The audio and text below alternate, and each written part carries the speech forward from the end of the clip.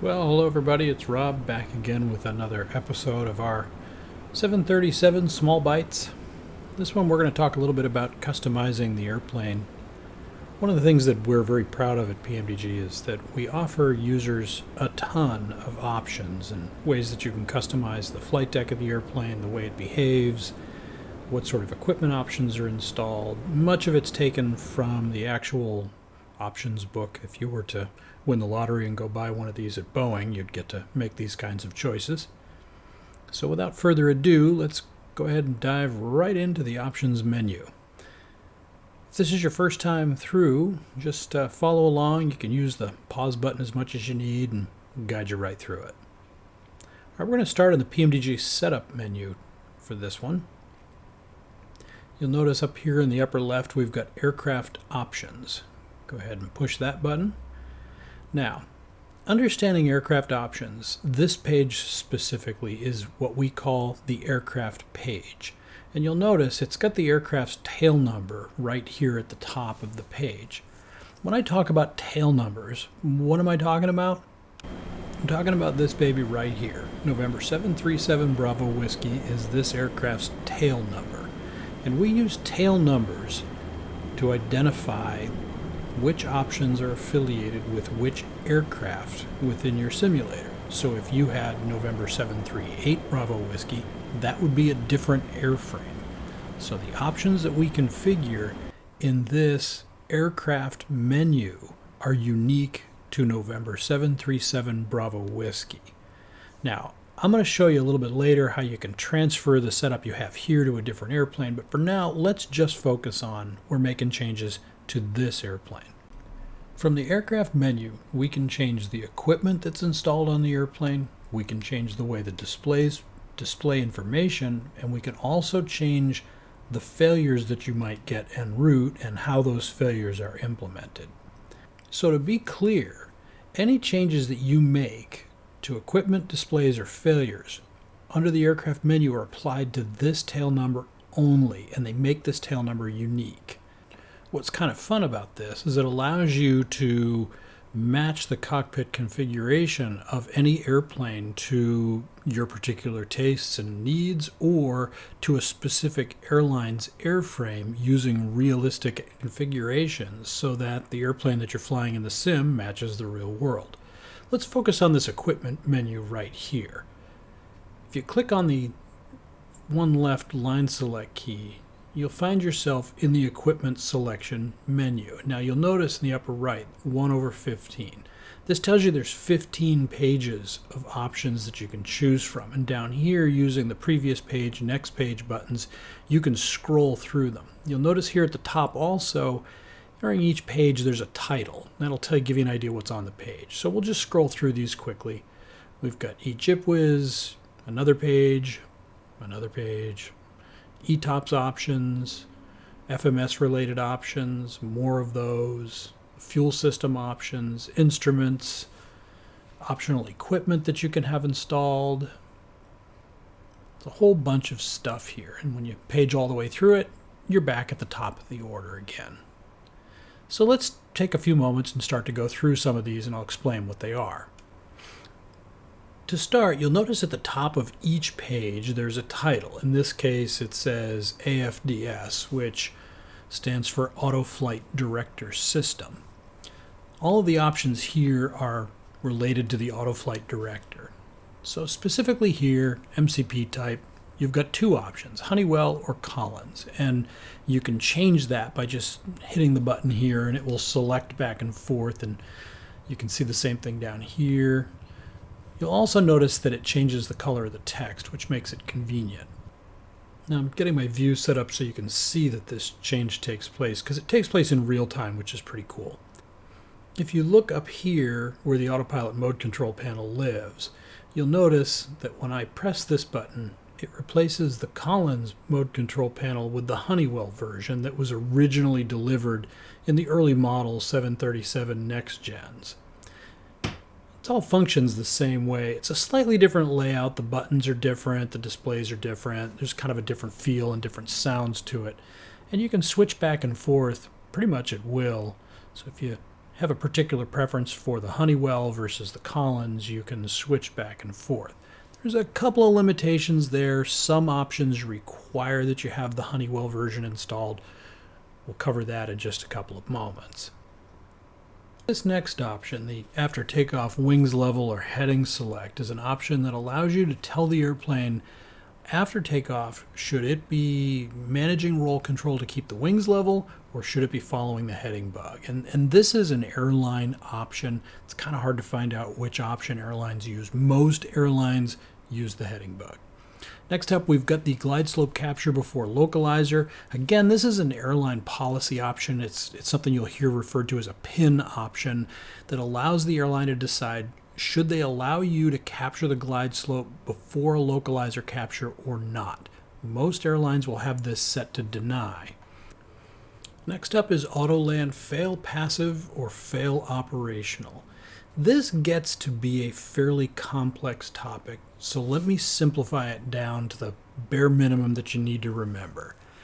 A fail passive autopilot.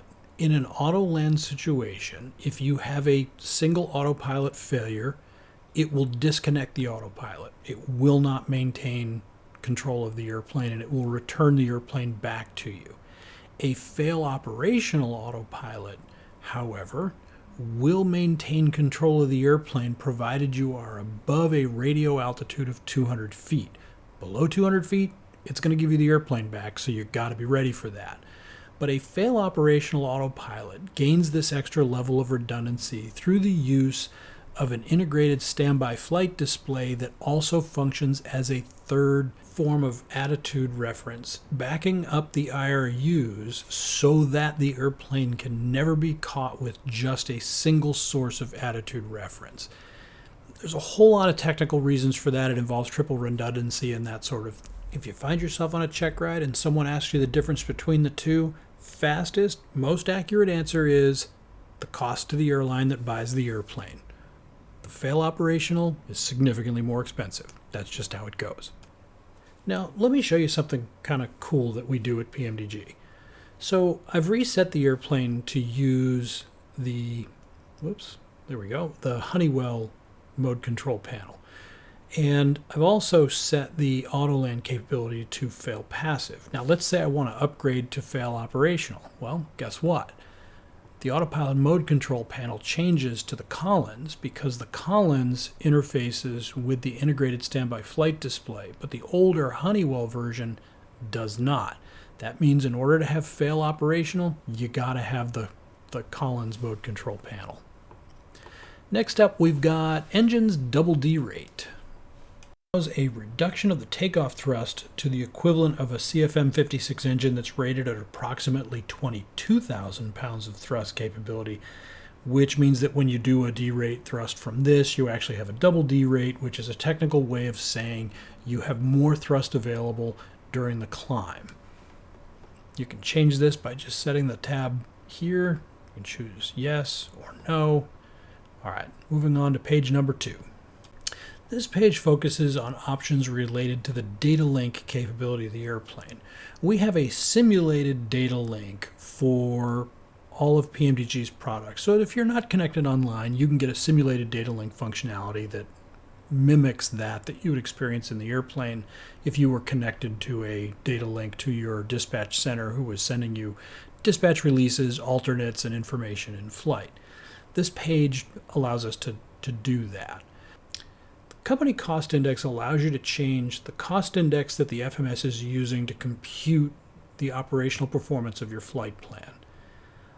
The alternate minimum runway length, similarly, you're changing the default value that the FMS will use. So if I don't want it to offer me an alternate that has less than 7,000 feet of runway, I just change that to 7,000, and that will be the minimum that it will consider as a viable alternate.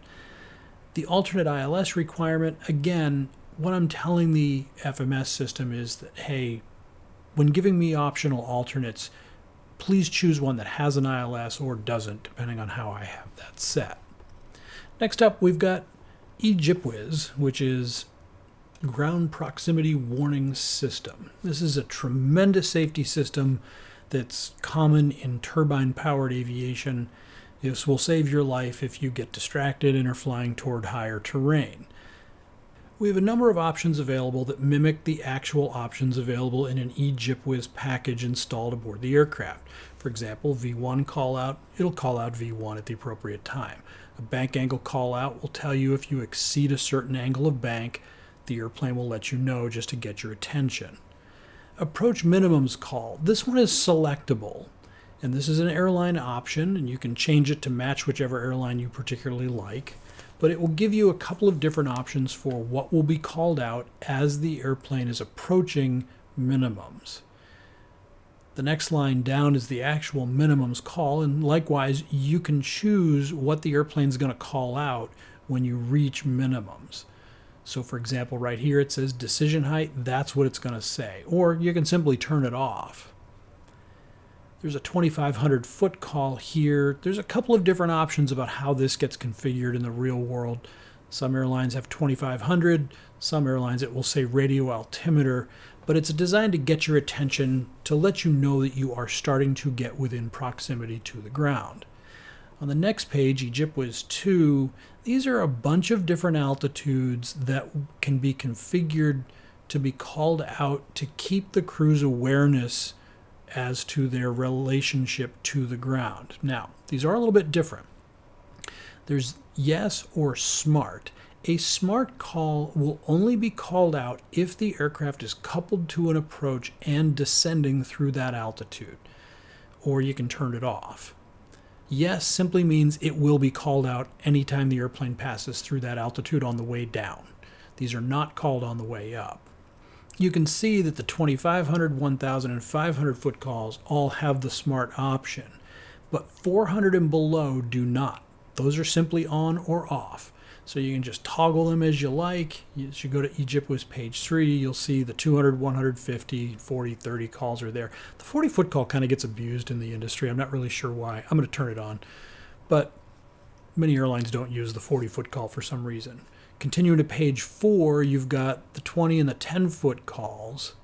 You can configure those on or off as you like by pushing on the button there. Next up, we've got an airspeed low oral warning. If the airplane were to start to slow into the low speed band and the crew doesn't seem to be aware, it will call out low airspeed just to get your attention. If you hear that call, it should be just reflexive to push the throttles forward. All right, terrain peaks mode is next.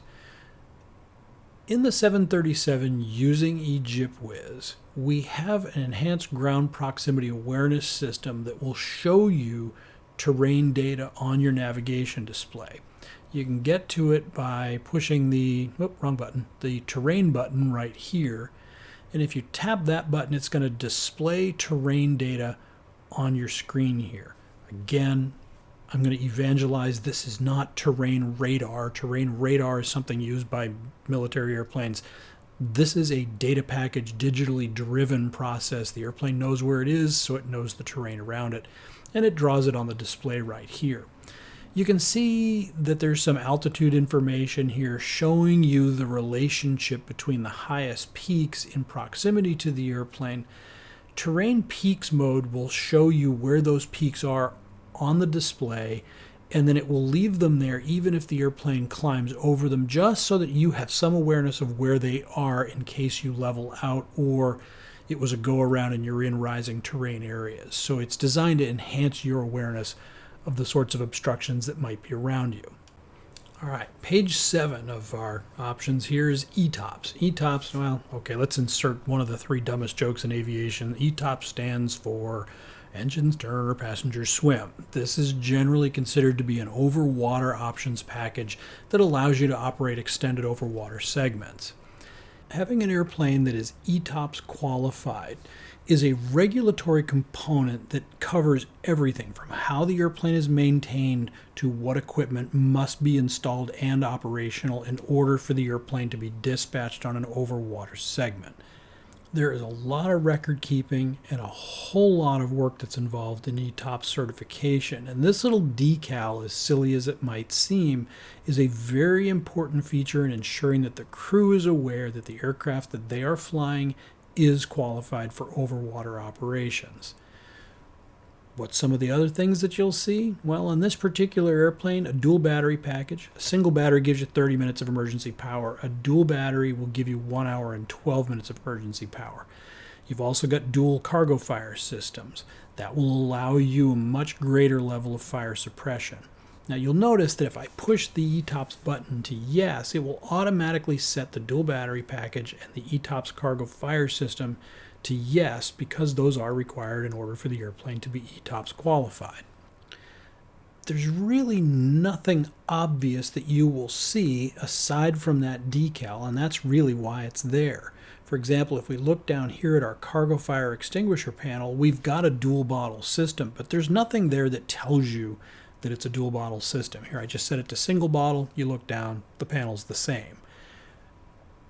With the dual bottle system, you have a significant amount more fire suppression capability, which theoretically should allow you to get to a diversion point in the event that you had a fire smoke detection event on board, in flight, on an overwater segment. That's why it's there. We have accurately modeled the dual fire suppression system as well as the single fire suppression system. So if you get into using the failures and you trigger a cargo fire detection, you'll be able to see those two systems operate correctly. The really neat thing about these ETOPS options is it gives you the chance to really focus on operating the aircraft accurately according to real-world specifications, if that's what you'd like to do with your simming time. Next up, we've got a couple of pages of flight management system options. The flight management system in the PMDG 737 is incredibly accurate.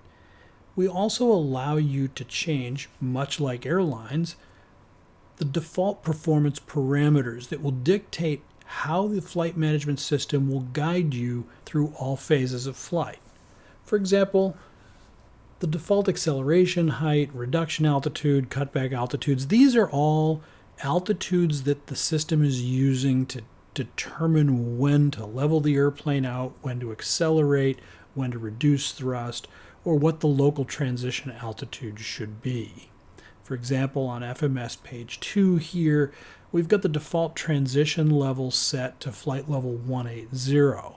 If we were operating in a country that had a transition level that was 6,000 feet, all we'd have to do is come down here, type in 60 and up select it, and now we've got a flight level of 060 that would be used for the transition level. We're here at Renton, so I'm going to set this back to flight level 180.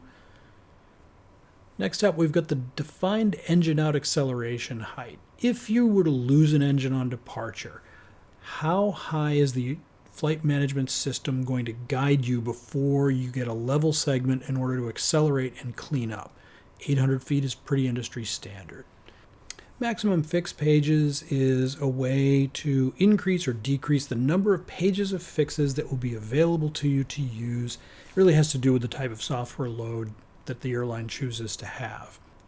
Descent underspeed margin is another pin option that the airlines use to tell the system how tightly they want it to maintain the speed margin during the course of an idle powered descent. A lot of it comes down to cost savings, but you can set that number as you like here. This fuel page is going to get its own video, so I'm going to kind of skip through this quickly. But if the airplane type that you're flying, such as a 900ER or a BBJ, has provision for auxiliary fuel tanks, you'll be able to set the number of auxiliary fuel tanks from this menu here. Look for a video called Fuel System. We'll cover the entire topic there.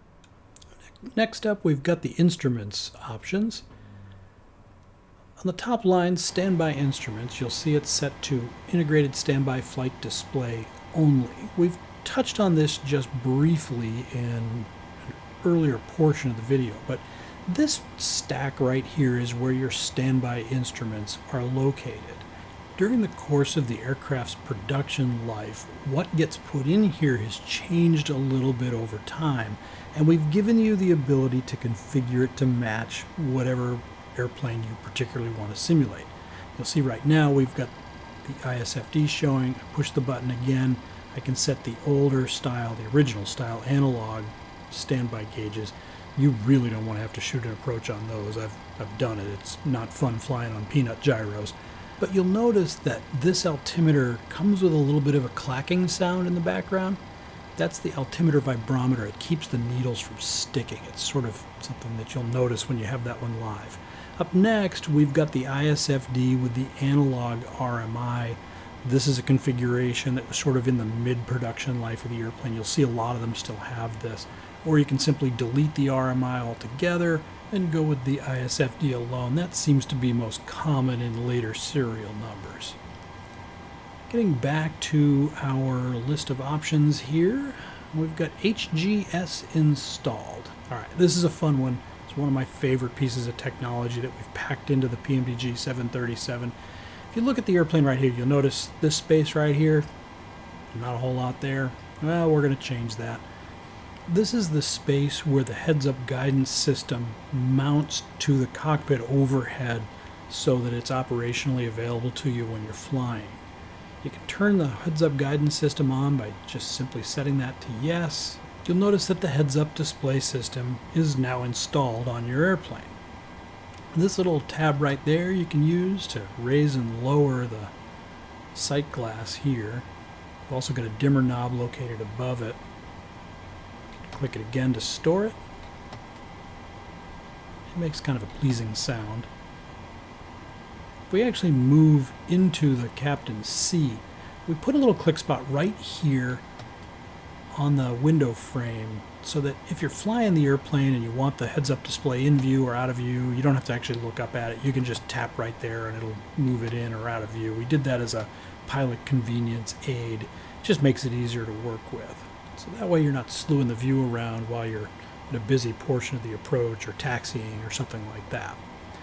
Now right here you've got a dimmer knob. In different lighting conditions you may find it necessary to override the automatic dimming control that's programmed into it.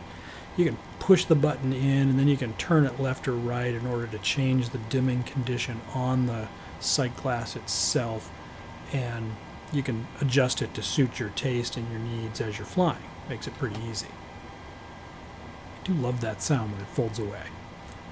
Alright, a couple of other options related to the heads-up guidance system that you should know about. This little piece of equipment right here in the center of the pedestal is going to appear when the heads-up is installed in the airplane. We'll cover this in another video, but this allows you to customize the way the information is displayed on the screen. It also allows you to tell the heads-up guidance system what type of runway, what length of runway, what the approach angle should be, and that sort of thing, so that it can do a better job of giving you sight reference down to the runway. Alright, going back to the instruments options, the last item on this page is the yaw damped gauge. This is something that got deprecated later in the production series, but if you were simulating an airplane that's earlier in the production series and you wanted it to be present, we've given you the ability to turn it on. I've got to lower the view down a little bit so you can see here, but if I turn the yaw damp gauge on, you'll see this little black circle with the placard next to it that says yaw damper. The yaw damp gauge's entire reason to exist is to show you what the yaw damp inputs are as the airplane's flying. But you'll notice when you're sitting here in the captain's seat, you really can't see it unless you look really close or you lean down and look at it. So it's not the most useful gauge in the world, but it was in the airplane. It was part of the airplane's original certification. You can have it there if you want to. I like to turn it off. All right, next up we've got optional equipment. This is page 12 out of 15. The performance improvement package was an improvement package that was created later in the production series in order to improve the aerodynamic efficiency of the airplane. They changed some things like the engine exhaust nozzles, the wheel well fairings, the beacons, and the inlets and the exhaust stacks in order to improve the aerodynamic efficiency of the airplane. The short field package was a package of improvements made specifically to enhance the airplane's ability to carry higher payloads off of shorter runways. Auto probe heat is a package that was offered later in production that many airlines have retrofit. This package allows you to change out, instead of having just a simple on-off switch, which is entirely manual. You can see this here is the original package. It's an off-on switch for the probe heat. on both sides of the airplane. If you change this to yes, you'll have the auto probe heat. This is a more advanced package that has an air-ground sensor input that allows you to just leave the switch in the auto position, and the airplane will control whether the probe heat is on or off according to the automated logic. You can turn the switches manually to on if you want to force it to override the logic, but for the most part it takes care of it for you. The flight test package is something that Jason and I came up with kind of on a lark back when we were making the NGX in 2011. The flight test package adds some of the visual features that you'd expect to see on the airplane when it's in the flight test environment. You can turn that on right here, and then when we switch to the outside view, you'll see that we have both the additional static air cone that gets dragged along behind the airplane here, and also the additional window plug with the extra probes and sensors outside in the airstream of the airplane. They're just visual references. They don't actually do anything, but it's kind of a neat thing, especially since Sovietsky gave us Renton, so you could do some test flying. We've also got the carbon and steel brake packages. Each has its own thermal absorption model that accurately reflects what you could expect to see operating an airplane with one brake package or the other. On the optional equipment page 2, we've got external light packages. The 737 has gone through a couple of iterations of external light options during the course of its service life. We've got 4 of them modeled for you. The first one is pretty basic. It's LED lights that are at the wing roots. And then we've also got the LED lights with pulse lights. And you can tell if you've got pulse lights because it'll say pulse, and it will add a mid position to the landing light switches. And when you're in that mid position, the lights will wig-wag like this. It's a way to make the airplane more visible to other aircraft flying nearby because it simulates the motion as the lights wig-wag back and forth, and it sort of attracts the eye.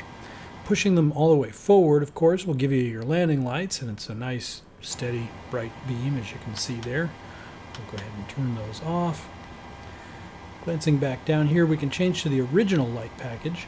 The original 737 Next Gen light package involved extendable landing lights under the belly and fixed landing lights at the wing roots. We have this model for you as well.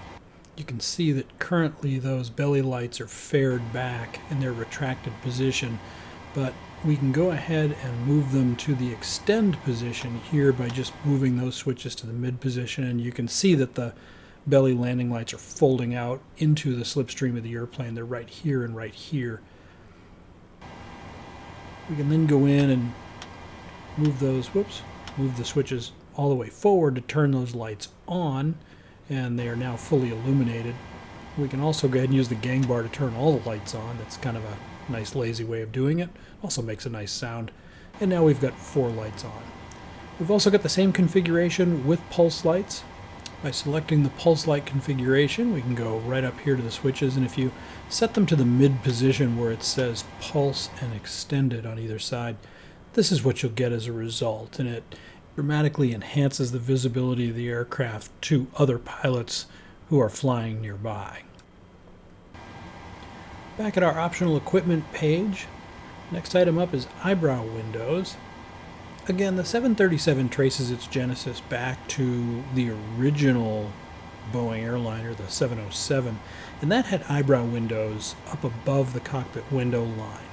They were located right up here, and you can see that these are currently faired closed. They still exist in the structure of the 737 today. Early 737 NGs still had those eyebrow windows, so if you set this to yes, when you lean back into the flight deck, you'll see that you've got a really nice greenhouse effect with some tremendous visibility.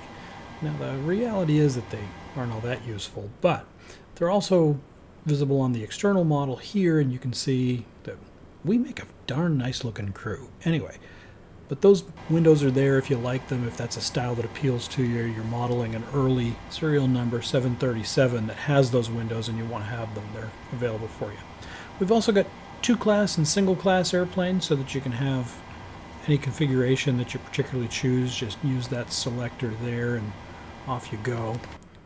Now, we've also modeled the external stair. This is an option available to 737 operators, and it makes it very convenient to operate into places that don't have equipment or that might be rural with limited access.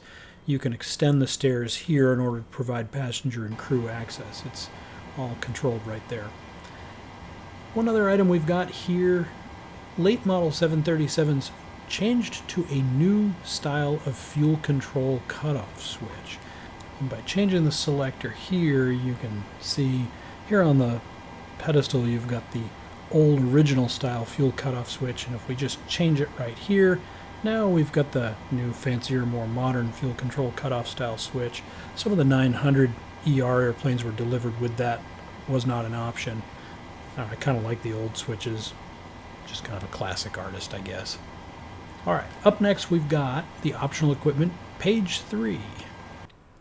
On this page we've got a number of different visual treatments that you can use to customize the airplane. One of them is the Wi-Fi antenna. By hitting the selector you can select a 2K U-band and you'll see it's mounted on the roof of the airplane right here. If you go back to the selector you'll be able to choose just the regular KU band. By doing that, then when we switch back to the outside, you'll see the bigger KU band antenna housing on the roof of the airplane. Over the past 10 years or so, the common wisdom has been to move these antennas toward the back of the airplane. Originally, there were some options about having them up front, but for the most part, operators have been moving them to the back of the airplane. There's a number of technical reasons why that's been happening, so we've modeled them toward the back. We've got yoke checklists that you can turn on or off at your leisure, so that you can customize those a little bit to suit your tastes.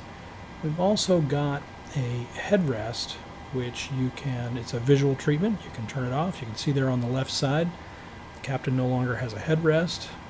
The co-pilot has a headrest, which actually, now that I think of it, is probably completely improper. So let's change this right here. We're going to give ourselves a headrest. We're going to take the headrest away from the co-pilot because, the co-pilot needs to stay awake. He doesn't need a headrest. We're captains. We need a headrest.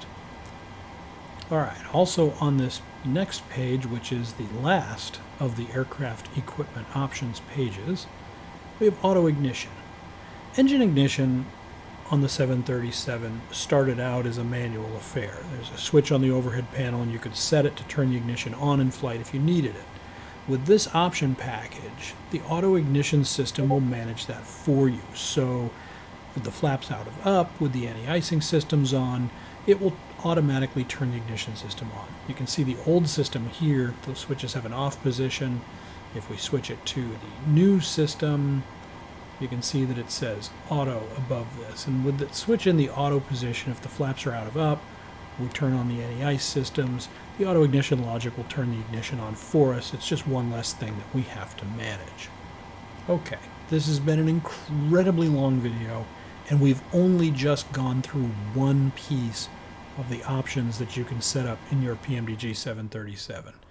Still ahead, we're going to go through display options, we're going to go through failures, and then I'm going to show you how to save your favorite configurations and transport them from one airframe to another if that's what you decide you want to do, so that you only have to set it up one time, and then all your 737s will have the options that you like when you fly. Also going to show you how you can set up individual tail numbers to match real-world airplanes, so that when you get into a specific airplane, it will exactly match its real-world counterpart, something kind of fun that we allow you to do. All of that's still ahead.